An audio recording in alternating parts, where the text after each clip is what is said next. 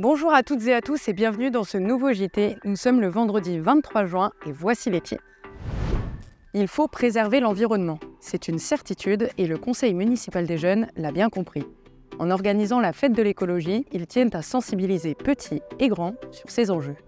Scoop dans le ciel à Vélizy. Le 20 mai dernier est apparue une supernova à moins de 21 millions d'années-lumière. Arnaud, Luc et Fabien du club d'astronomie ont pu l'observer avec précision. L'occasion pour le président du club de nous donner quelques explications. La fête de la musique, c'est 40 ans de partage le jour du solstice d'été. Et à Vélizy, nous savons la fêter comme il se doit. Que ce soit au village, à Vélizy-Bas ou sur le parvis de Londe, les maîtres mots sont « profiter en musique ». Cette année, la fête de l'écologie était consacrée au tri des déchets, un thème qui a su inspirer les différentes associations présentes sur place. Regardez. Samedi 17 juin, 5 associations véliziennes se sont rassemblées au Mail pour la 3e édition de la fête de l'écologie. Parmi elles, la ressourcerie Flûte à bec et canne à pêche, venue montrer comment recycler ses vieux vêtements. Le but, c'est de faire la promotion du seconde main et du reuse. Donc nous avons 2 ateliers ici. Un atelier où on récupère des vieilles chaussettes, des vieux mi-bas et on fait des petites éponges comme ça, très pratiques pour antistatiques pour la poussière dans la voiture ou à la maison. Et deuxième atelier, on récupère des t-shirts et on en fait des sacs de plage. Tout ça très facilement. Il faut enlever la couture qui est là ici pour que ça ne gêne pas. Pareil, tu coupes bien là-bas. Et après, il faut agrandir l'encolure, surtout sur les t-shirts hommes comme ça. Et là, après, tu découpes, tu fais une encolure comme ça, tu vois. Ben oui, parce que c'est l'anse, c'est ça qui te sert à mettre l'anse. Mais réduire ces déchets, c'est aussi éviter le gaspillage. Pour ça, la MAP était aussi présente pour donner toutes les bonnes astuces pour utiliser ces épluchures et ces déchets alimentaires.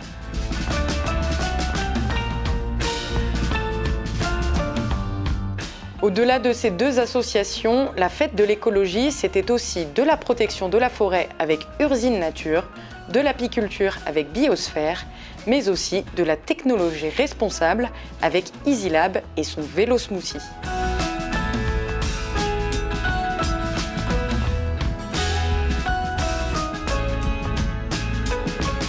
Si toutes ces associations ont leur spécificité, elles portent toutes un seul et même message.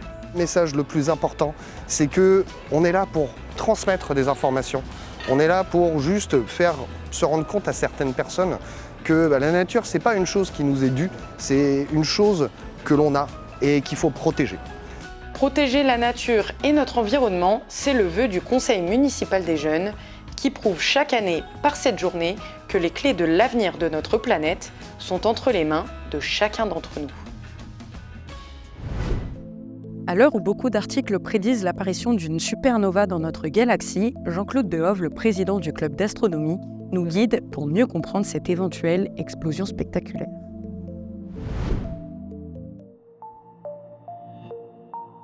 À l'heure où nous parlons, beaucoup d'articles scientifiques prédisent l'apparition d'une supernova dans notre galaxie, la Voie lactée. Oui, tout à fait. On parle de l'étoile Bételgeuse qui se trouve dans la constellation d'Orion. Elle montre des signes effectivement de l'apparition, de l'explosion en supernova de cette étoile. Et cet événement sera-t-il visible depuis la Terre ?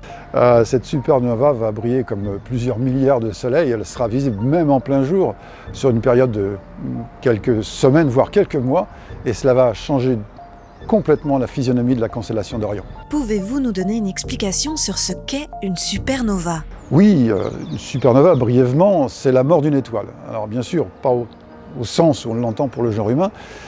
Il faut savoir, c'est qu'une étoile, elle produit de l'énergie pendant des millions, voire des milliards d'années, à partir d'un processus que l'on appelle la fusion nucléaire.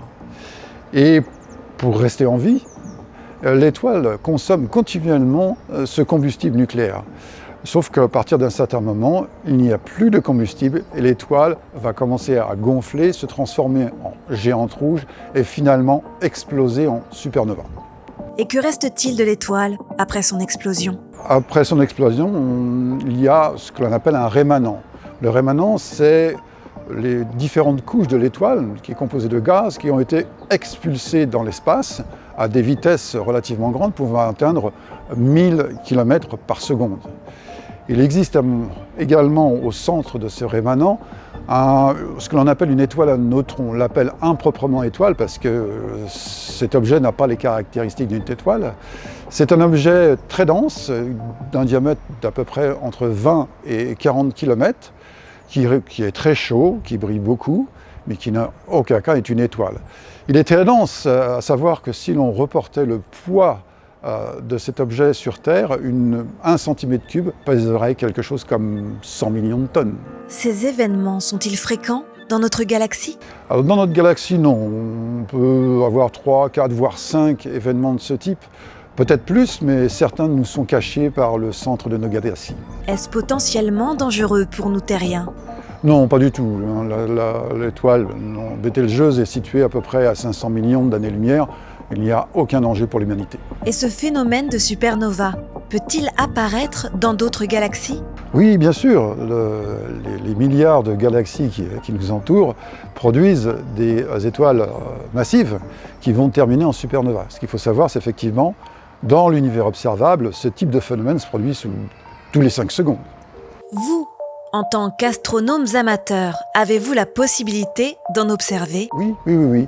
Bon, bien sûr, c'est lié à la qualité de nos instruments et surtout à la distance. Si cet événement se passe trop loin de la Terre, il y a très peu de chances qu'un astronome amateur puisse le faire. Dans notre club, nous avons quand même pu faire quelque chose d'intéressant. Dernièrement, le 20 mai, il y a eu apparition d'une supernova dans la galaxie M101. Et effectivement, je vais citer Fabien, Luc et Arnaud dans le club, ils ont pu contraindre cette supernova. On voit très nettement un point hyper bruyant dans le bras de la galaxie M101. Merci Jean-Claude et à bientôt. Je vous en prie. Mercredi 21 juin, à Vélizy comme partout en France, nous avons célébré la fête de la musique.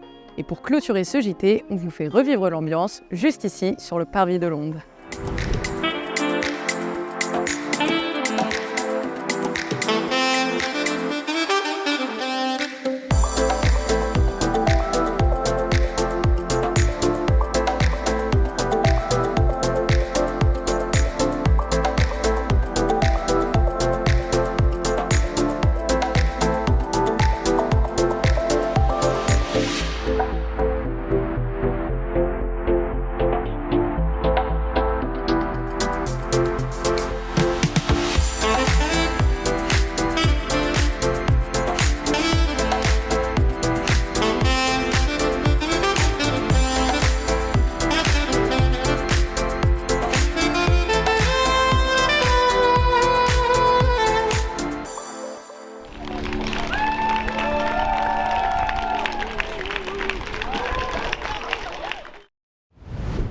Et c'est déjà la fin de ce JT, merci à toutes et à tous de l'avoir suivi. Comme d'habitude, n'hésitez pas à le partager autour de vous.